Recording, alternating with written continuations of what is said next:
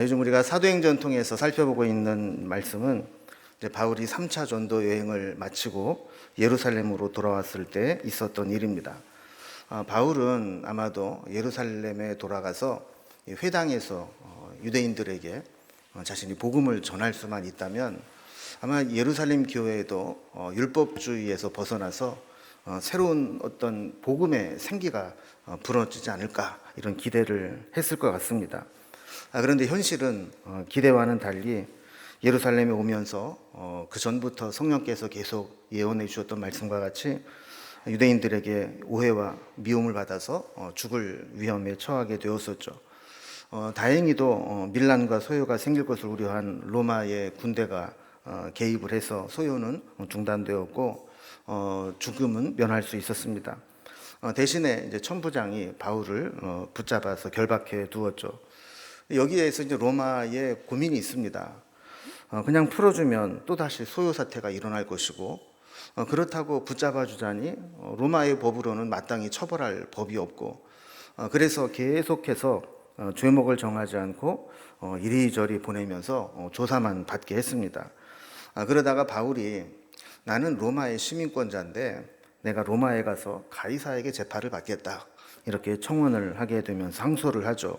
그래서 로마의 호위를 받으면서 로마로 가게 됩니다. 이것이 22장 이후에 28장까지 되어지는 내용입니다. 오늘 말씀은 이제 천부장이 바울로 인해서 일어난 소요 사태를 조사하기 위해서 바울을 영내로 끌고 가면서 생긴 일입니다. 우리 지난주에 살펴본 내용 마지막 부분 21장 39절에 보면 바울은 천부장에게 마지막 부분에 청컨대 내가 백성에게 말하기를 좀 허락해달라 이렇게 요청을 하게 되죠. 그래서 바울은 그곳에서 모여있는 유대인들에게 말할 수 있는 기회를 얻게 됩니다. 그래서 오늘 본문 22장 1절에 보면 바울이 이런 말로 연설을 시작합니다. 부형들아, 내가 지금 여러분 앞에서 변명하는 말을 들으라. 부형들이라는 말은 상대방을 높이는 말입니다. 유식한 말로 하면 ladies and gentlemen 이러는 거죠. 그래서 상대방을 아버지나 형처럼 이렇게 높여 부르는 말입니다. 그래서 이제부터 내가 여러분에게 변명하는 말을 들으라 그랬습니다. 근데 이 변명이라는 말은 우리가 좀 번역이 좀 이상하게 되어 있지만 사실 변호라는 쪽에 가까운 단어입니다. 특히 토론과는 조금 다른 의미입니다. 우리가 일반적으로 토론이라고 하면 어떤 결론을 정해 놓지 않고 서로 다른 의견을 가진 사람들이 자기 주장을 하면서 어떤 일치되는 의견을 만들어가는 것을 토론이라고 한다면 이 변명은 이미 상황은 다 끝났습니다. 자기 입장은 분명합니다. 그럴 때 자기 입장에서 나는 이렇다라는 것을 자기 변호하듯이 자기 변명하듯이 말하는 것을 의미하는 겁니다. 그러니까 지금 유대인들은 사실 바울이 어떤 말을 한다고 해도 바울의 말을 듣고 마음을 바꿀 마음이 없습니다. 답정너라는 말처럼 너는 이미 나쁜 놈으로 정해져 있고 너는 네 죄를 실토해라 이런 심정이거든요. 그러니까 이런 상황 가운데서 바울은 유대인들에게 자기의 변명을 지금 하고 있는 겁니다. 그래서 2절에 보면 바울이 히브리 말로 말함을 듣고 그들이 더욱 조용해졌다 그랬어요. 그러니까 바울은 그들이 알기로는 디아스포라 헬라 지방에서 온 사람이라는 거죠. 그런데 히브리 말로 능통하게 이야기하는 것을 들으면서 저 사람 뭐지? 하면서 이제 관심을 갖게 되었다라는 겁니다. 이제 3절부터 21절까지가 그의 간증으로 되어 있는데 오늘은 그 앞부분 9절까지만 먼저 살펴보고 나머지 부분은 다음 시간에 또 살펴보도록 하겠습니다. 바울의 이제 회심 사건을 주로 다루고 있는데요. 바울이 회심한 사건은 사도행전에 3번 기록이 되어 있습니다. 먼저 9장에 보면 바울이 회심하는 사건을 사실 그대로 기록해 놓은 장면이 나오게 되죠. 그리고 두 번째는 오늘 본문에 나오는 22장으로서 로마의 영내로 들어가면서 이 유대인들에게 자기를 변호하면서 내가 어떻게 예수님을 만났는지 간증하는 내용이 됩니다. 세 번째는 26장에 한 번 더 나오는데 재판을 이리저리 끌려다니면서 받는 과정에 아그리빠라고 하는 왕 앞에서 바울이 자기의 입장을 변호하면서 내가 이렇게 해서 여기까지 오게 됐다, 예수님을 알게 되었다 하는 것도 소개하는 내용이죠. 이 사도행전에 보면 이렇게 3번에 걸쳐서 바울의 회심 사건이 기록되고 있는 것을 보게 됩니다. 근데 바울의 변호하는 장면을 보면 우리가 일반적으로 생각하는 변호와는 좀 다르다라는 걸 하나 느끼게 됩니다. 그게 뭐냐면, 여러분, 우리가 예를 들어서 어떤 누명을 받았어요. 어떤 혐의를 가지고 변론할 수 있는 기회가 되었어요. 그럼 어디에 초점을 맞출까요? 우리 일반적으로 나는 죄가 없습니다. 나는 법에 저촉되지 않았습니다. 나는 무죄입니다. 그러니 나는 여기에 있는 것은 부당합니다. 그래서 나를 내보내줘야 됩니다. 이게 보통 혐의를 가지고 구속된 사람들의 변론하는 가장 중요한 논조 아니겠습니까? 근데 이 바울의 논조를 보면 그런 내용이 하나도 없습니다. 오직 그의 관심은 어디에 있느냐 하면 이 기회를 통해서 예수님이 어떤 분인지, 내가 예수님을 만나고 나서 어떤 변화가 생겼는지, 이 이야기를 듣는 사람 가운데 한 사람이라도 내가 만난 예수님을 만날 수만 있다면 나는 그 예수님을 소개하고 싶다, 이런 마음이 구구절절히 들어있는 것이 바울의 변론이었습니다. 그래서 바울이 이 예루살렘에 돌아와서 사실 오순절날 일어났었던 예루살렘의 그 초대교회의 부흥을 기대했지만 사실 그런 일이 일어나고 있지는 않았죠. 그럼에도 불구하고 바울은 포기하지 않고 이렇게 조사를 받는 과정에서 사람들을 모아놓고 그 앞에서 어떻게 하든지 내가 만난 예수님을 전하고 싶어서 이렇게 이야기하는 것을 보게 됩니다. 이제 바울의 간증을 살펴보도록 하겠습니다. 바울의 간증, 오늘 살펴본 내용 크게 두 가지 이야기를 합니다. 첫 번째는 자기가 어떤 사람인지를 소개하고, 두 번째는 내가 예수님을 어떻게 만나게 되었는지 그 과정을 설명합니다. 오늘 첫 번째입니다. 바울이 자기 자신이 어떤 사람인지를 소개하고 있습니다. 3절에 보면 바울이 이렇게 소개합니다. 나는 유대인으로 길리기아 다소에서 났고 이 성에서 자라 가말리엘 문화에서 우리 조상들의 율법에 엄한 교훈을 받았고 오늘 너희 모든 사람처럼 하나님께 대하여 열심히 있는 자라 그랬습니다. 바울은 자기 출신을 여러 가지로 소개하는데 먼저 길리기아 다소에서 출생한 유대인이다 그랬습니다. 그러니까 흩어져 있는 이 유대인 디아스포라라는 것이죠.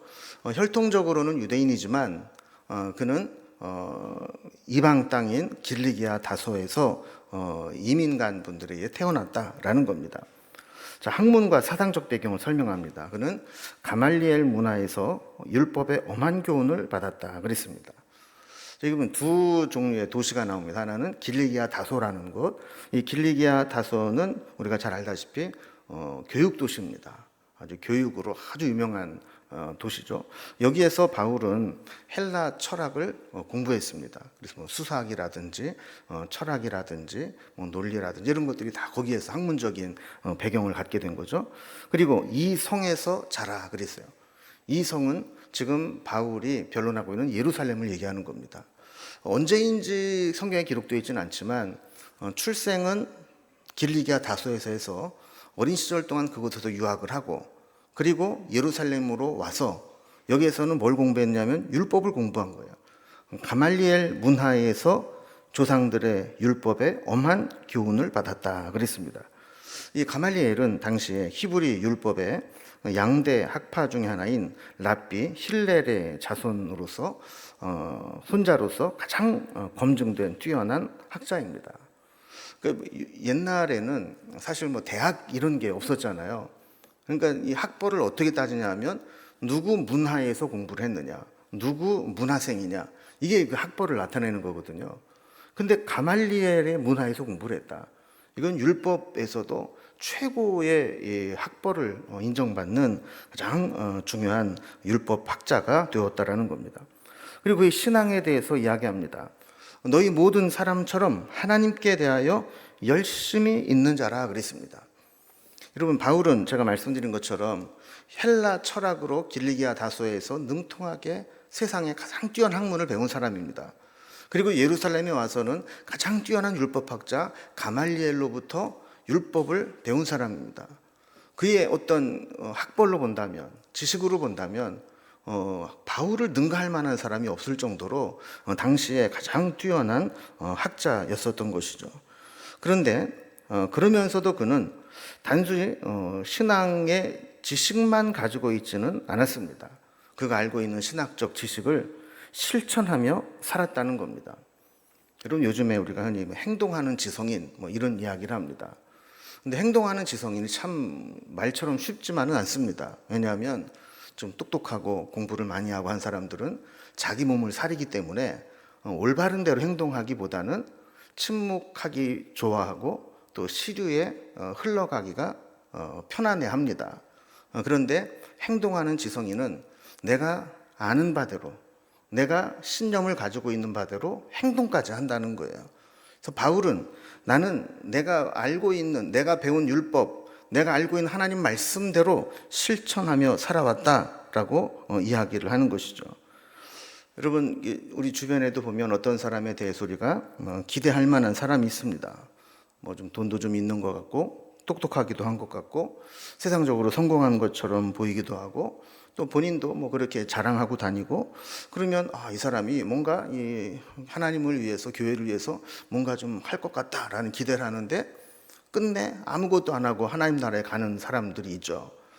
왜 그러냐면 머리로는 성경을 알고 있을지 모르지만 그 알고 있는 지식대로 행동하지 못하고 헌신하지 못하고 실천하지 못하기 때문에 그런 겁니다.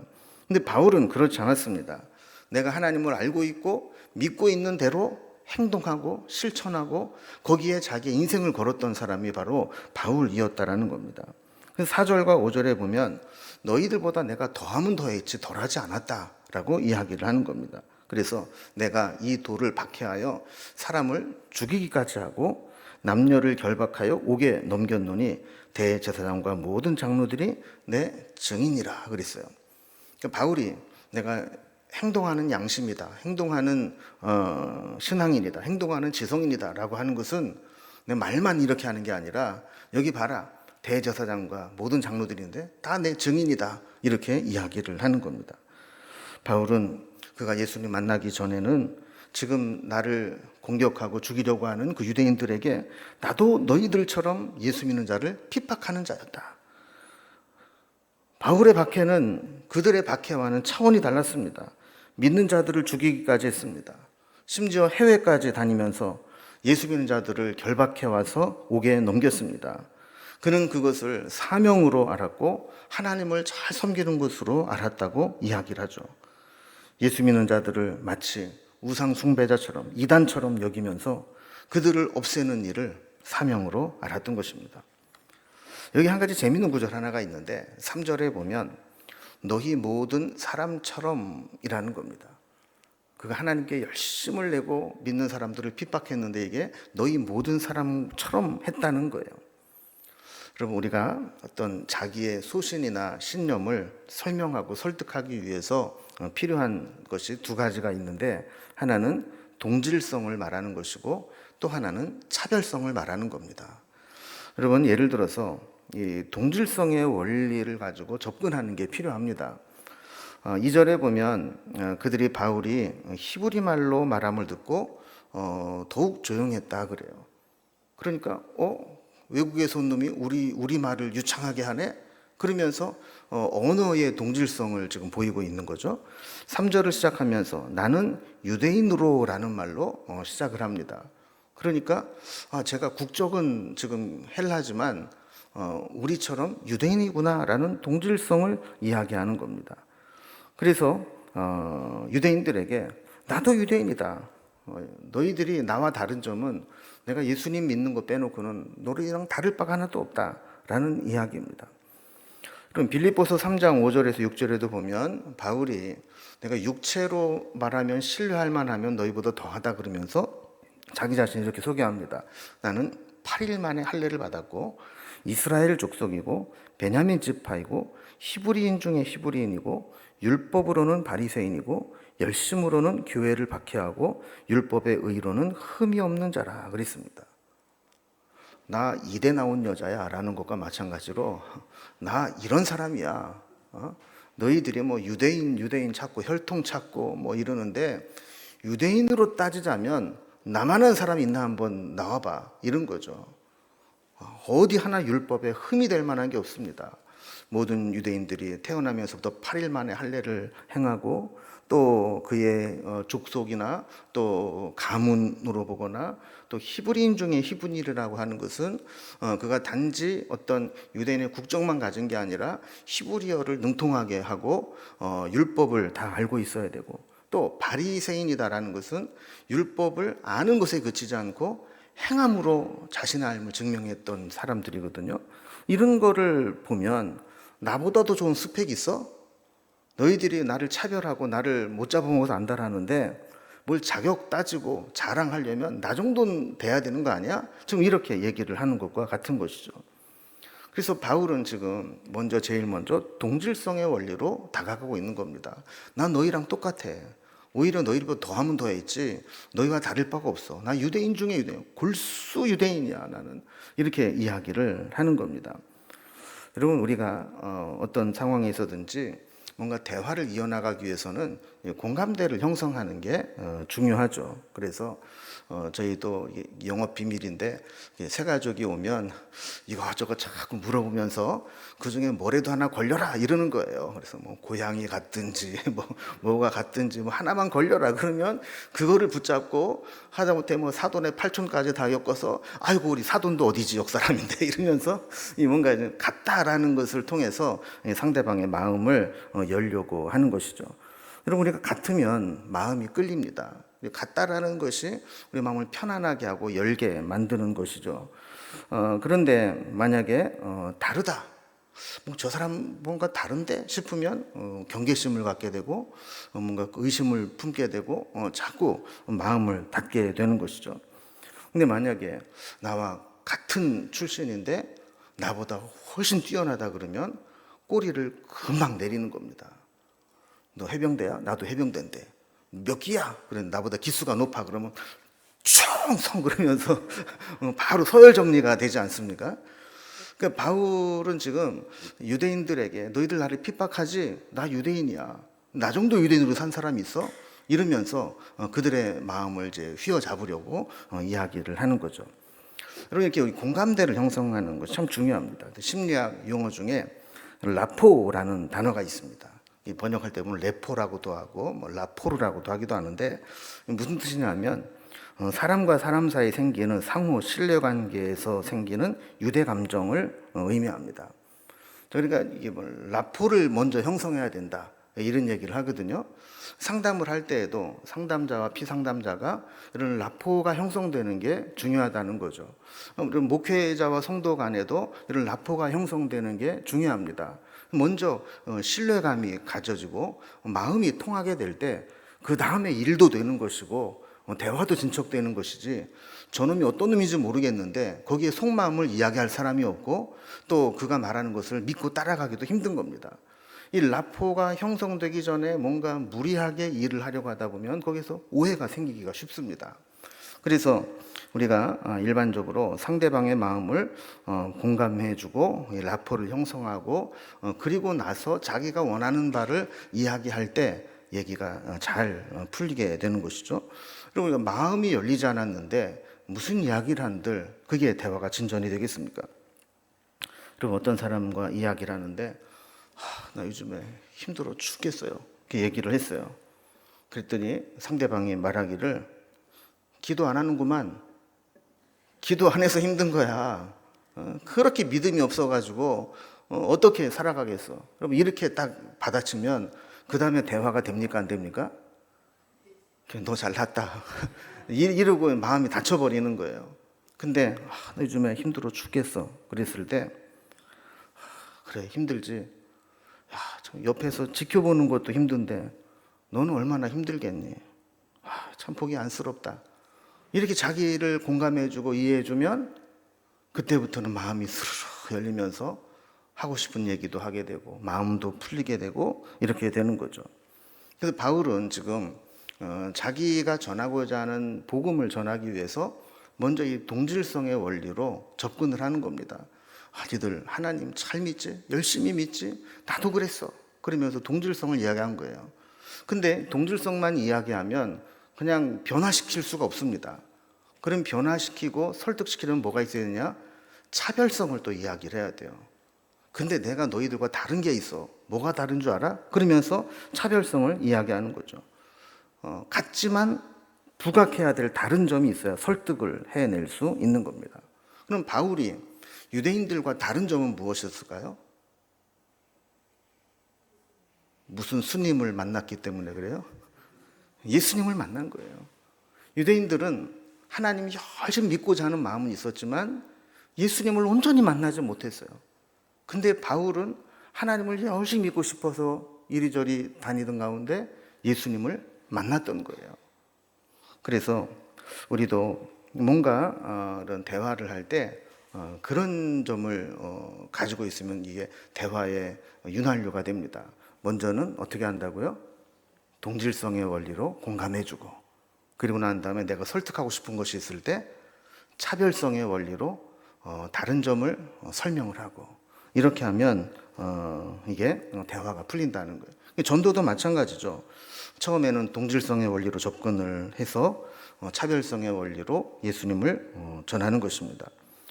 여러분은 어떤 간증이 있으십니까? 예수님 만나기 이전과 예수님 만난 이후에 어떤 변화가 있습니까? 또 믿지 않는 사람들을 볼 때 그들과 내가 같은 점은 무엇이고 믿지 않는 자와 내가 다른 점은 무엇이라고 이야기할 수 있겠습니까?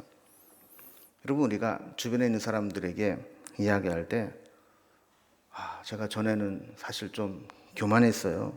저 잘난 맛에 살았어요. 그리고 제가 원하는 것을 이루지 못하면 다른 사람과 비교하고 열등감에 빠지기도 했어요. 그러다 보니까 상처도 잘 받고 나에게 상처를 준 사람들에게 미워하는 마음, 원망하는 마음으로 가득 채웠었어요.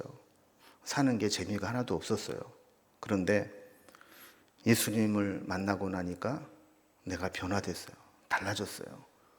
예수님의 사랑과 은혜를 깨닫고 나니까 교만할 것도 없고 비참해질 것도 없었어요. 내가 얼마나 하나님 앞에 부족한 자인지 깨닫게 되었고, 그리고 내가 주님의 은혜 가운데 얼마나 소중한 사람인지도 알게 되었어요. 그래서 다른 사람과 비교하지 않고 누구를 미워하지 않고 상처받지 않고 하나님과 동행하는 삶이 얼마나 기쁜지 몰라요. 그리고 기도하면 될 것 같은 소망이 생기고 기쁨이 있어요. 여러분, 이렇게 말할 수 있어야 되는 거죠. 여러분, 이런 간증이 있어야 되는 거죠.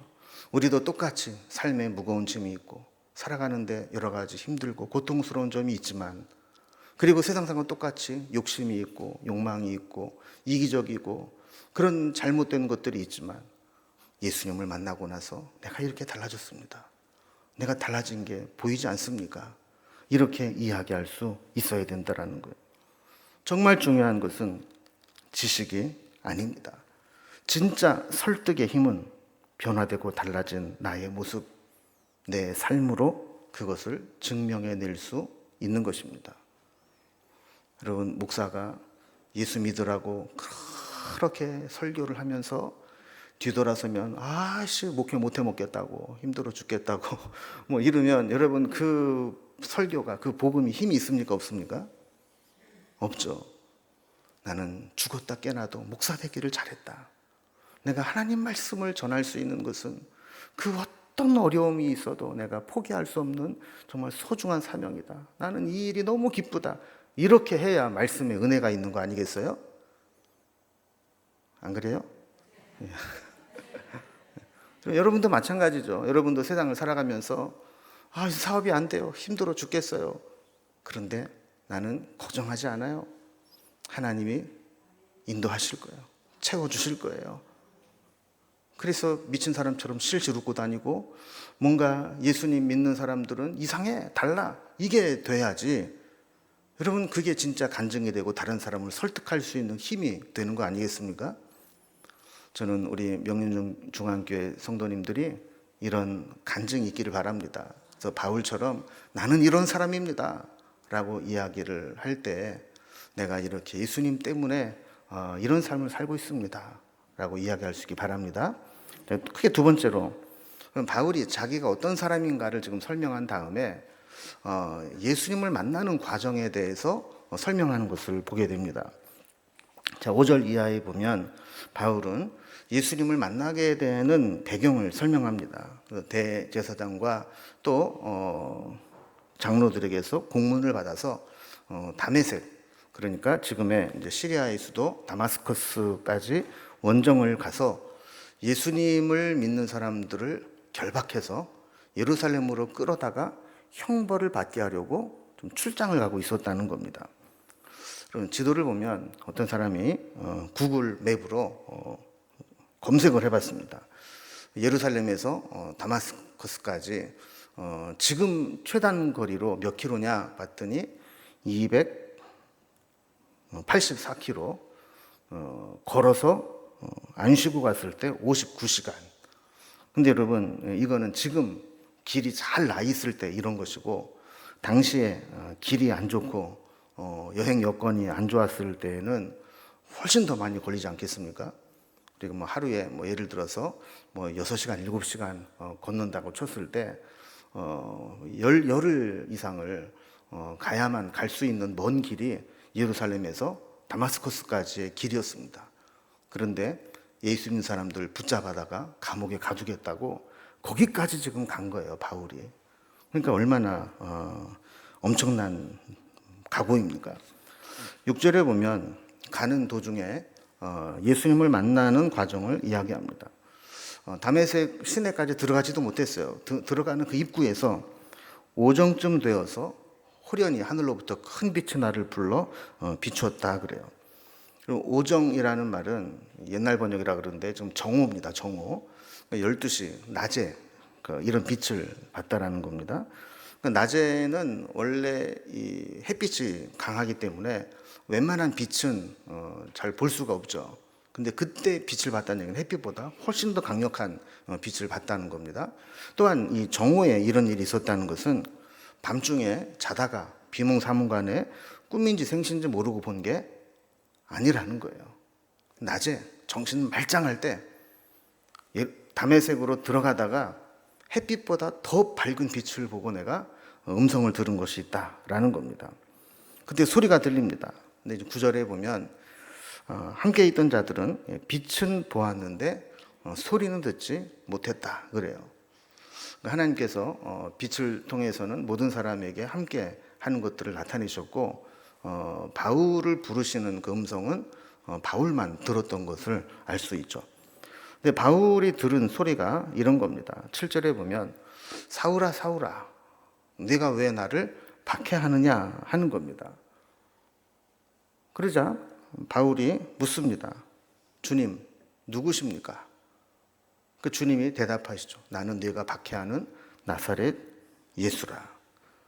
여러분, 이게 짧은 대화 같지만 이 대화를 통해서 바울은 완전히 뒤집어집니다. 그럼 이 대화가 어떤 의미가 있는지 한번 살펴보면 예수님의 대답을 한번 두 가지 대답을 한번 살펴봅니다. 먼저 첫 번째 대답은 네가 왜 나를 박해하느냐 하는 말씀이었습니다.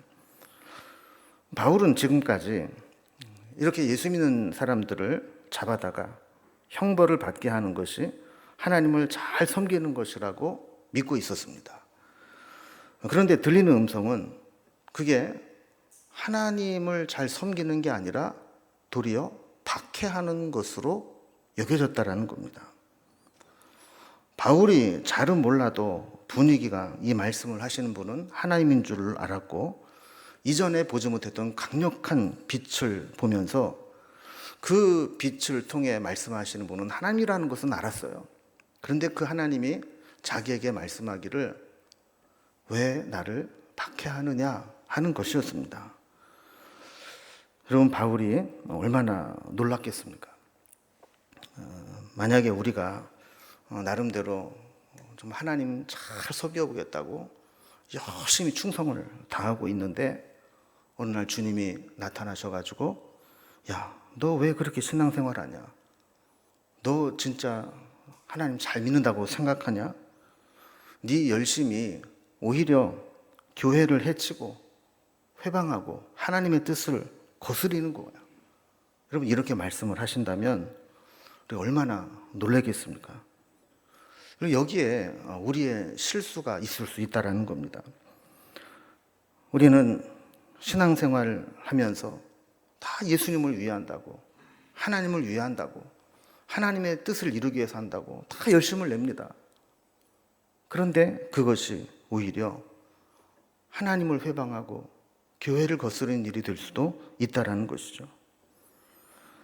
여러분, 결국 내 개인적인 열심 때문에 하나님의 뜻이 방해를 받게 되고 하나님의 뜻이 위축되고 그것 때문에 상처받는 사람들이 생기게 되고 시험에 드는 사람들이 생기고 믿음에서 떠나게 된 일이 생기게 된다면 그것은 내 만족을 위한 것이지 하나님을 위한 것이 아닐 수 있다는 겁니다. 여러분, 저는 목회를 하면서도 늘 그 부분을 생각합니다. 내가 우리 교회에서 뭘 하자 그랬을 때 이게 목회자인 나의 명예를 위해서 지금 하자고 성도들을 이용하는 것인가? 아니면 이것이 정말 하나님의 일을 위해서 필요한 것이기 때문에 성도들이 마땅히 해야 되는 일인가? 여러분, 이거를 저는 고민하거든요. 여러분, 예를 들어서 교회에서 뭐 몇천 명 총동원 주일 뭐 이래가지고 막 들들 볶아가지고 전도를 하게 해요. 그러면 전도를 하는 게 교회의 사명이기는 하고 또 마땅히 우리가 해야 될 일이기는 하지만 그 목적이 정말 한 영혼 한 영혼을 바르게 세우기 위한 것인지 아니면 내가 몇 명 교인을 몇 명으로 만들었다라고 하는 자기 만족과 자기 과시를 위해서 그런 일을 하는 것인지를 늘 묻고자 한다라는 것이죠. 어떤 사람은 그런 얘기를 하면서 나는요 항상 야당이에요. 정치에도 야당이고 교회에도 야당이에요. 나 같은 사람도 있어야 돼요. 이러는 분이 있어요. 그래서 교회에서 뭐 한다 그러면 항상 반대부터 하는 거예요. 목사가 뭐 하자 그러면 항상 반대부터 하는 거예요. 나 같은 사람도 있어야 교회가 제대로 된다는 거예요. 여러분, 맞는 말이에요? 틀린 말이에요? 맞을 수도 있고 틀릴 수도 있어요. 예를 들어서 목사가 딴짓하고 자기 명예를 위해서 교회를 이용하고 그럴 때는 야당 노릇하는 사람이 있어야 제대로 굴러갑니다. 그런데 목사가 하나님을 위해서 교회를 위해서 헌신하고 충성하는데 야당 기질을 내가지고 반대부터 하고 트집부터 잡고 뭔가 문제만 자꾸 제기하고 이렇게 되면 교회가 뭐가 되겠느냐는 거예요. 그래서 우리는 늘 목사인 저도 그렇고 여러분도 그렇고 늘 생각해 봐야 될 게 있어요. 나의 열심이 정말 하나님을 위한 열심인지, 나의 열심을 통해 하나님의 의가 이루어지고 하나님의 뜻이 이루어지는지 그거를 돌아볼 필요가 있다는 겁니다. 주님의 두 번째 말씀은 주여 누구십니까? 라는 질문의 대답으로 나는 내가 박해하는 예수라 그랬습니다. 바울은 지금까지 하나님을 위한 열심이라면 둘째가라면 서러울 정도로 열심히 있었던 사람입니다. 또한 유대교에서 정한 규례대로 하기 위해서는 무슨 일이든 다 했던 사람입니다. 그런데 그렇게 하다 보니까 어느 순간 그것이 예수님을 박해하는 일이 되었다는 것을 알게 되었습니다. 바울이 여기에서 고꾸라진 겁니다. 내가 그렇게 싫어하고 무시하던 경멸하던 예수가 하나님의 아들이고 하나님의 구원을 이루는 자라면 지금까지 나는 무엇을 했단 말인가 하는 자기 존재에 대한 흔들림이 있었던 것이죠. 마치 선악과를 따먹고 눈이 밝아져서 자기의 벌거벗음을 깨닫고 부끄러움을 느낀 것과 마찬가지로 바울은 지금까지의 자기의 열심이 결국은 하나님을 대적하는 것이 되었으니 이제 내가 하나님 앞에서 어떻게 해야 될 것인가 하는 거룩한 두려움을 느끼게 된 것입니다. 그러면서 바울은 완전히 변화되게 됩니다.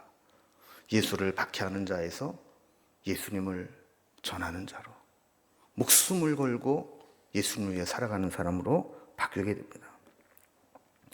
여러분, 만약에 오늘 말씀과 같이 주님께서 우리가 주님 누구십니까? 라고 물었을 때 주님은 뭐라고 대답을 하실까요?